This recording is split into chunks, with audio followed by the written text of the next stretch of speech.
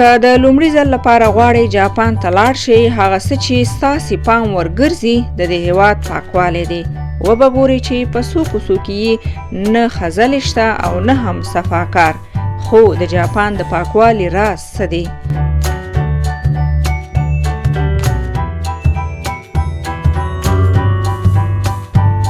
زده کوونکي له ټولې ورځې زده کړې وروسته خپل کتابونه میز کې ږدي او د رخصتۍ انتظار باسي چې کور ته لاړ شي. کله یې چې ښوونکی کوم اعلان کوي، نوموړی یې خبرو ته په غور غوږ دي.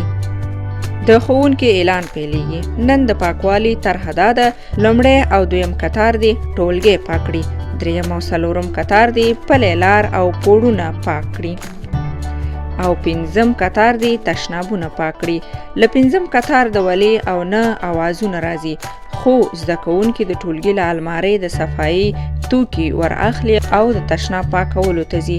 په ټولنیز ډول دا یې ځکه په نصاب کې ورګډ کړی چې د زده کوونکو د پاکوالي په اړه عامه پوهاوی وشي. دا ننداره د یوه ښوونځي نه ده، د ټول هیواد د ښوونځیو همدا حال دی. هغه خلک چې د هیواد ته د لومړي ځل لپاره راځي او د دې هیواد د پاکۍ حال ګوري، حیرانېږي. خو پوښتنه دا پیدا کېږي چې جاپان نو بیا ولې دومره پاک دی؟